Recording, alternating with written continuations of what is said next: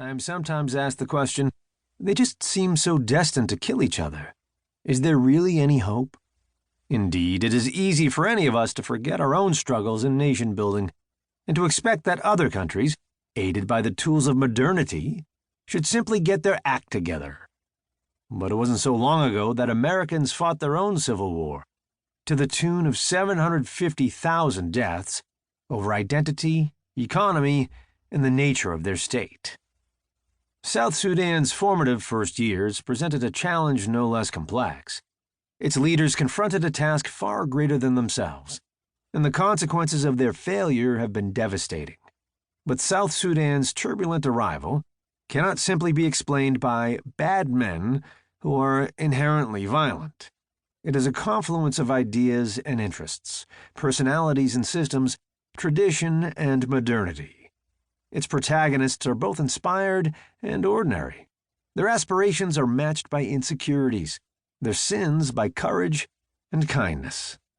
The story, and the voices that help tell it here, are rich, complicated, hopeful, sad, beautiful, messy, and human. South Sudan's independence was not a mistake, and nor are its foreign supporters to blame for what ensued, as the nation's destiny does not ultimately belong to outsiders. But having adopted the underdog's cause, leaned on the scales, and then moved on too soon, the role of the West warrants critical reflection. This book considers how America became so deeply invested, and why it matters for Americans amid a world in disarray. The troubled birth of South Sudan is a unique episode in global history, an unprecedented experiment in state-building, and a cautionary tale. It is a political story, and a human one, about perseverance, liberation, survival, and the line dividing good and evil. As Alexander Solzhenitsyn wrote, that cuts through each of our hearts. This book is the product of 8 years living in, traveling to, and working on Sudan and South Sudan between 2009 and 2017. I first went to Sudan as an analyst for the International Crisis Group, a nonprofit organization that conducts research and analysis on the prevention and resolution of armed conflict.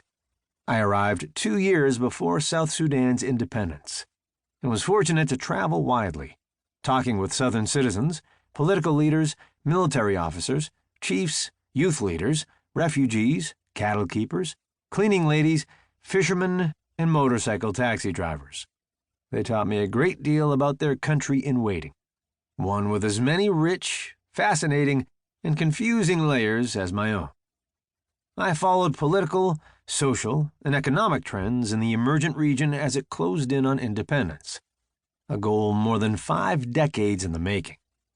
Those were heady days, from the brinkmanship that defined the period before independence, to the wider political chess match in which the separation of the country occurred, to the new nation's attempts to find its footing. My reporting was informed by hundreds of conversations, in government offices, in rebel strongholds, and under mango trees on the banks of the River Nile. It was also shaped by conversations in African capitals, and in Washington, London, Oslo, Brussels, Beijing, and the halls of the African Union and the United Nations, each which played a role in the making of South Sudan. On a sweltering day in July 2011, hundreds of thousands gathered to declare, at long last, an independent republic of South Sudan.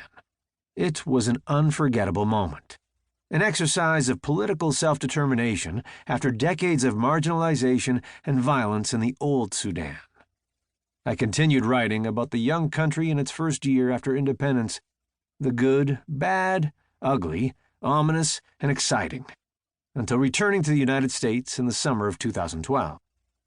I joined the U.S. government in the fall of 2013, serving for 3 years as Director of Policy in the Office of the Special Envoy for Sudan and South Sudan, which spearheads American diplomacy on behalf of the White House and the Department of State.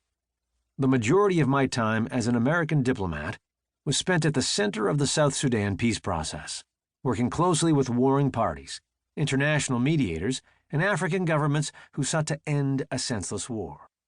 This includes days, To keep listening to this audiobook, I've left you a link in the description so you can do it, at no cost thanks to Audible's 30-day free trial.